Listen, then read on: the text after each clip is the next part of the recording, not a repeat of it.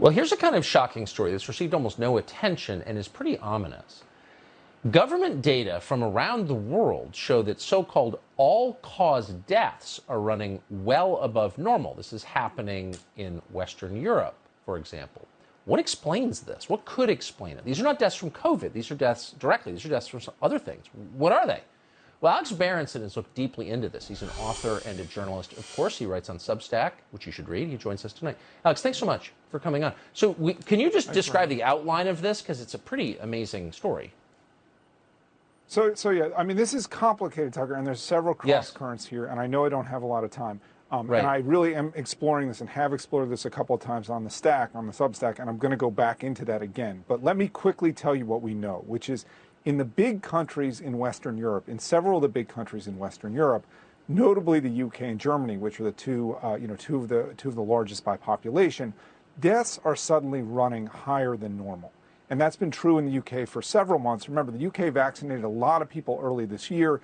They've had deaths running higher than normal for a couple of months.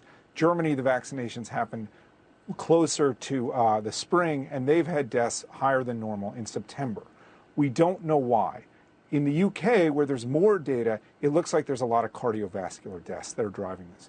We don't know what that means. In the US, there has been an excess in mortality in people under 50 that has gone on for 2 years now, and we have a terrible number of deaths happening in people that age. Some of those deaths are COVID. Some of those deaths appear to be lockdown related, or i.e. Drug overdoses, which we know are running really high. But in the last few months, even as COVID deaths fell in the spring, deaths in that age group remain very high in the U.S. This is, and again, there's a couple possibilities. One possibility is that some COVID deaths are being miscounted, although we count COVID deaths very aggressively. Another possibility is that it's these lockdown/drug overdose deaths, although Europe doesn't have nearly the problem that we do with that. Another possibility, and I hesitate even to say this out loud, Tucker, because I know what the response will be, is that this is cardiac related and it is something to do with the mass vaccination campaigns. But you know, we don't have evidence. We don't have enough evidence to separate what the possibilities are. All we know is that people are dying at unprecedented rates in the U.S. in the 30 to 50 age group, the 20 to 50 age group, and now we're seeing excess mortality in some European countries, and we really should find out why. Well, that's kind of the point right there. We don't know. You said it 5 times. You're a responsible person. Really, in 20 seconds, is there a highly aggressive, organized effort to figure out why all these people are dying? I would say there's a highly aggressive, organized effort to prevent anybody from talking about this data. You know, I was kicked off Twitter. I was forced onto Substack. Nobody talks about it except you. And I don't know why that is either. Well, I think it's the weirdest thing I've ever seen. I mean, I don't know what's causing it, but if people are dying, we should know why. And I think that's your premise as well, and I'm grateful. It's pretty important. You keep asking. Yeah. Thanks, Tucker. Yeah. Do people die? Yeah, it's important. Alex Berenson, thank you very much.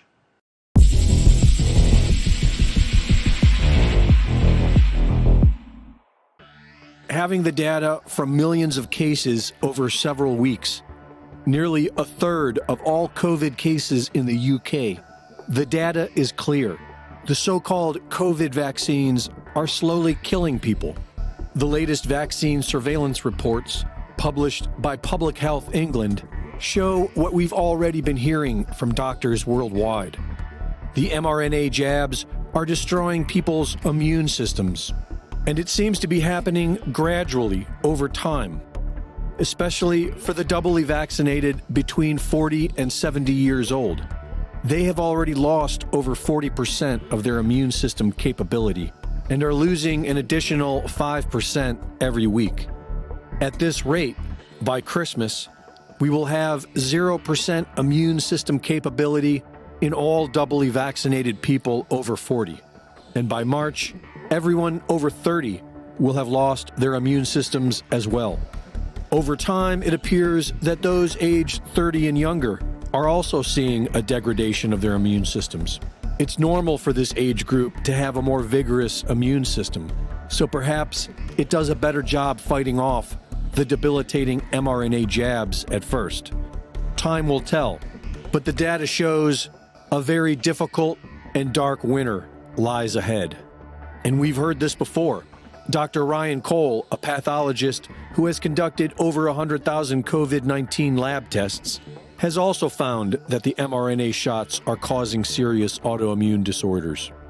And Dr. David Bauer, one of the top virologists running this so-called vaccine program in the UK, confirms all of this. We found that recipients of the Pfizer vaccine, those who've had 2 doses, have about 5 to 6-fold lower amounts of neutralizing antibodies, which block the virus from getting into your cells in the first place.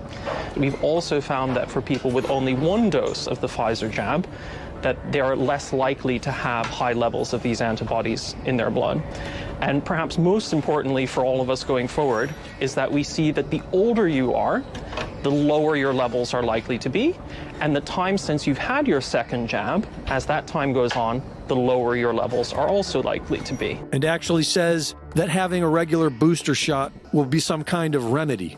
So that's telling us that we're probably going to be needing to prioritize boosters for older and more vulnerable people. Like a monthly subscription service to stay alive. So now we have 2 vaccines that are really quite effective. The mRNA vaccine, highly effective, extraordinarily efficacious, 94 to 95% for mild to moderate disease, and virtually 100% efficacious. Because the real world effectiveness is even more impressive than the results of the clinical trial.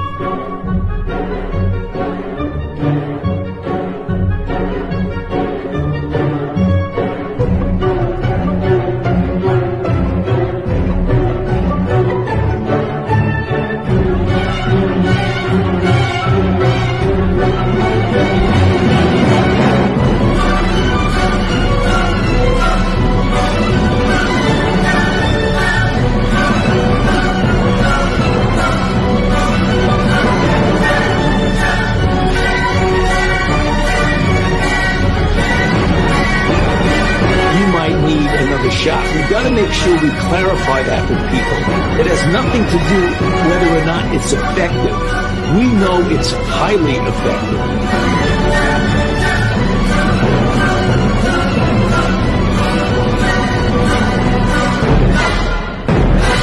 Highly effective.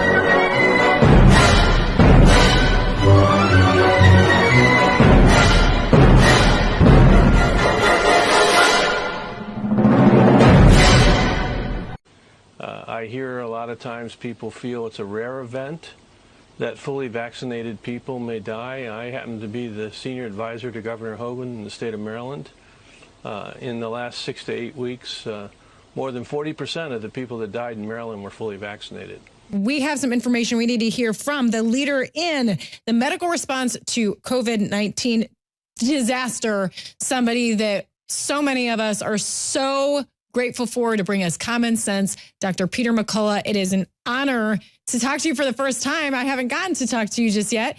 So, gosh, and I just hold your seat, Dr. McCullough, because I got some questions for you. I've been waiting for this. So I heard in you talking to Mike Adams, actually, just earlier today, and you were talking about a new CDC report. Can you tell me what you were referring to? A new CDC report was out on vaccine failures. The CDC, through departments of community health, only reports to America a representative sample. It's not the entire number of cases, but the total they're reporting on their website is 24,000 individuals that have either died or been hospitalized after being fully vaccinated strictly by CDC criteria. That is a large number, everyone would agree. And sadly, over 25% of that composite is deaths.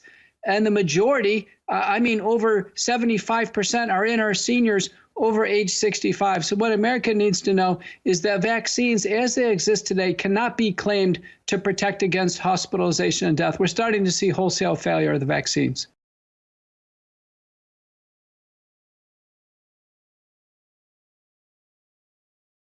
Is brought to you by Pfizer. CBS Health Watch sponsored by Pfizer. Anderson Cooper 360. Brought to you by Pfizer. ABC News Nightline. Brought to you by Pfizer. Making a difference. Brought to you by Pfizer. CNN Tonight. Brought to you by Pfizer. Early Start. Brought to you by Pfizer. Friday night on Aaron Burnett Out Front.